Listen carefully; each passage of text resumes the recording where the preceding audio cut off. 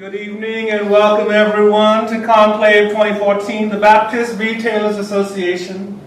Our theme this year is Don't Get Left Behind. I'm glad none of you got left behind and that you're here with me this evening. My name is Francisco Vaca del Corral. You can call me Fran. Before I begin my keynote, I want to thank the Conclave Director, Charmaine Bodine, for making this possible. Charmaine has been busier than a cat trying to bury shit on a marble floor, I'll tell you. And she's right here in the front row in the beige dress. Charmaine, could you please stand up so we can acknowledge you?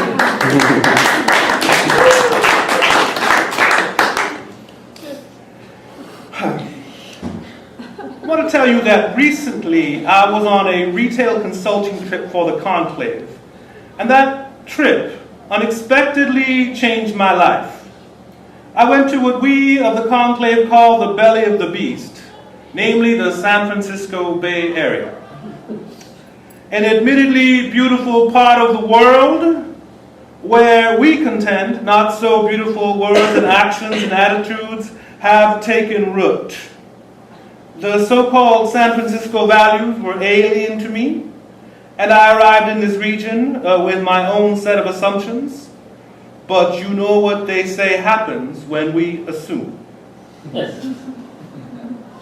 Because just across the water from San Francisco, at the South Shore Shopping Center, on the enchanting island of Alameda, I found something moving and extraordinary. South Shore is your standard American mall, lots of parking, big anchor stores, restaurants, smaller chain stores, specialty shops. But if you make your way down the main arcade into the charming Central Plaza and Fountain area, you will find something special. You would be pardoned for walking right past this tour de force work.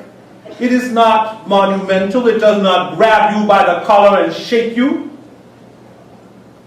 It was created by Vladi Putitonya. He was raised behind the Iron Curtain in the Soviet city of Minsk.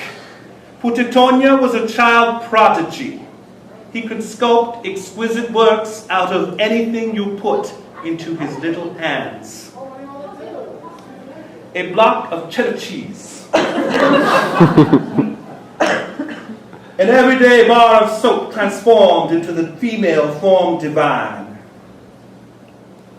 Bok choy, taken on a flight of fancy. The lowly broccoli, now a tribute to man's best friend.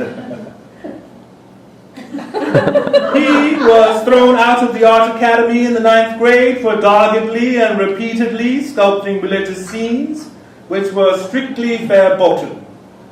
From then on, he worked, slaved really, in a vast wheat farm, collective/prison in rural Borisov. Maxim was a devoutly pious boy who had to, Vladi was a devoutly pious boy who had to hide his faith in the militantly atheist world of the Soviet Union. Years passed and the brutal re-education, as they called it, did not take. And Maxim had a vision. And he saw that his future lay elsewhere, and that he had come to realize that his art had become resistance, and that his art and his resistance were one. Risking his very life, the 23-year-old Putitonya snuck out of his country and arrived in America, where he used his undeniable talents to quickly establish himself as a pillar in his church in Colorado Springs, and a renowned retail space art maker. With that bit of information, you are doubtless looking at Putitonya's sculpture a bit differently now, aren't you? A lifetime of living his faith without announcing his faith is at work here in the plaza, where Forever 21 meets Chevys, meets General Nutrition Center. But if you stop and cipher this work carefully, you will be reminded of the words of Gustave Flaubert, who told us, God is in the detail. Or should we say, even in the bad old Bay Area, God is in the retail. Some of you may be finding this work eerily familiar right about now. That is because it was the subject of a noted, some would say notorious, copyright infringement lawsuit in 2002, leveled against the artist by Warner Brothers Pictures, who felt that the delightful anthropomorphic frog children, with their picturesque old-timey bathing suits, were an infringement on Warner Brothers' character design for the enigmatic and much dreaded Sleestaks, who lumbered across the prehistoric landscapes of the 1970s children's program Land of the Lost. At the most superficial level, one could argue that there is a resemblance. But I don't want to get too bogged down in that court decision, pivotal though it was. What is pertinent to me is this, and I hope to you, my fellow conclavers, that it is pertinent to you. The issue is this. This is rapture art. Right in the middle of the San Francisco Bay Area, this is rapture art, giving silent, undeniable witness to all who would but see. Modern rapture art, as a genre, was kicked off in the early 80s with this painting by Lurleen Tapwater, who painted the rapture taking place in downtown Dallas.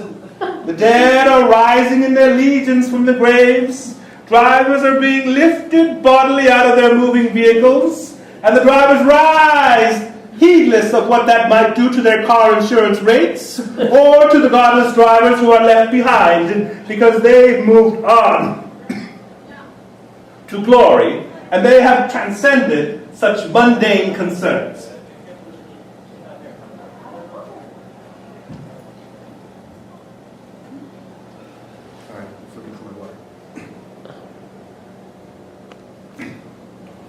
More contemporary and multicultural interpretations harness the power of digital illustration programs, as in this So Real You Can Touch It piece by Ashley Dornberger, where figures ascend to the real second life, the permanent second life, where e-money is not required, where fine garments and giant breasts are given out freely to all who would but drink of them.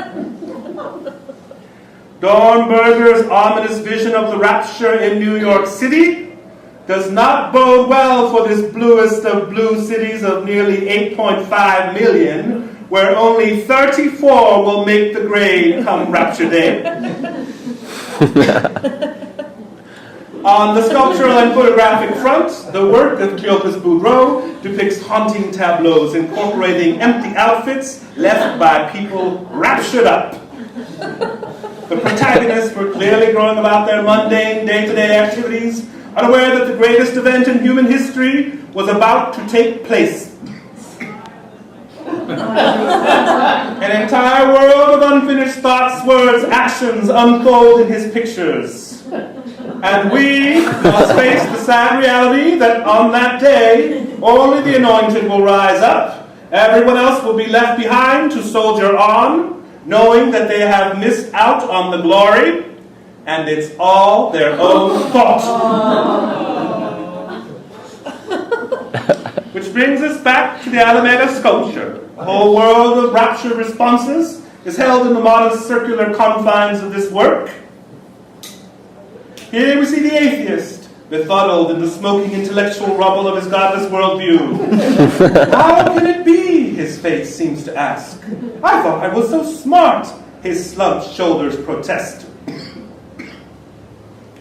Lordy, lordy, lord, his worried hands seem to spell out in American Sign Language. But it's too late for lordy, lord, isn't it, Mr. Atheist? Too late. And here we see the unanointed dead represented by a precociously sexual frog-child harlot in a revealing two-piece bathing suit, submerged in the waters forever. The rapture will take place and the whole world will change, but not her. She is stuck where she is, and no amount of coins will ransom her out. Putitonya's a tough cookie, isn't he? This is all tough. But wait, there's one more frog child. One more child. And she is experiencing rapture. And it shows. Rapture from every angle we see it. Rapture to the tips of her grabby webbed fingers. Rapture. See the abandon with which she flings herself back. It's like the confidence-building exercises you do with co-workers at the annual staff retreat, when you just trust and you let yourself fall into the arms of the accounting department admins. But what I've been most touched by is the engagement of the little children, who, in their innocence, have the eyes to see what we neglect to see, refuse to see. All of this can happen at your mall too, my fellow retailers. And it touches me, for I believe, as Abraham Lincoln said, that a man never stands so tall as when he bends down to touch a child. And here, my fellow followers of the God Retail Connection, is the remarkable part of this. Parents have taken to flinging their children into the heart of the fountain. When asked why they do this by mall security and child protective services, they say they are just overtaken by this need to baptize. They are confused by their own actions, but I am not. I get it. On this fountain is doing mighty work indeed. Here we see a father so moved by the Spirit, like that man out there, that he is ready to fling his girl right over the security fence and into the fountain. They know not why they do it, but they are compelled to do it. And the kids love the flying part of this ritual, and they laugh and they squeal uncontrollably, never knowing that this rapture is but a fraction of what awaits them come the real rapture. And we, you, and I, we the retailers, can engender this, and we can do well even as we do good.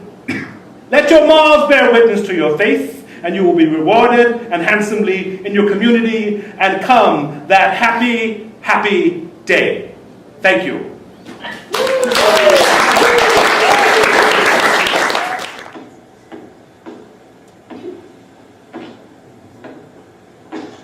What I believe.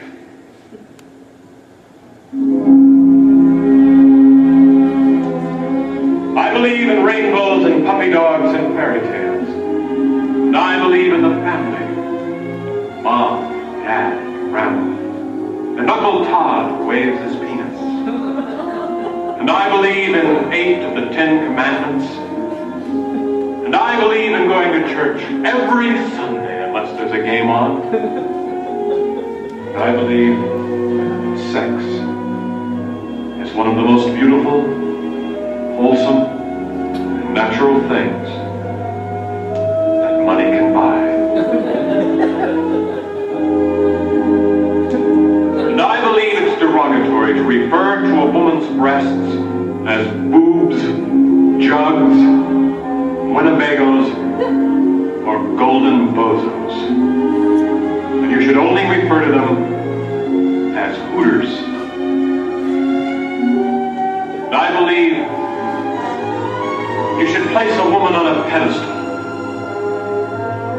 high enough so you can look up her dress.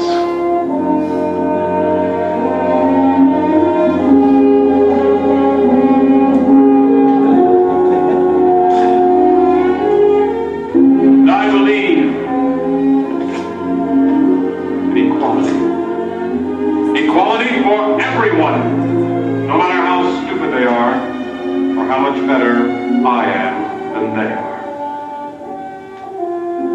People say I'm crazy for believing this, but I believe that robots are stealing my language.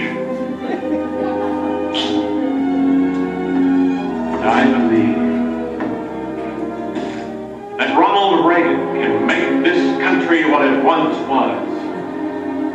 Arctic region covered with ice. And I believe that the only good laugh is the laugh you get from a professional comedian. And lastly, I believe that of all the evils on this earth, there is nothing worse than the music you're listening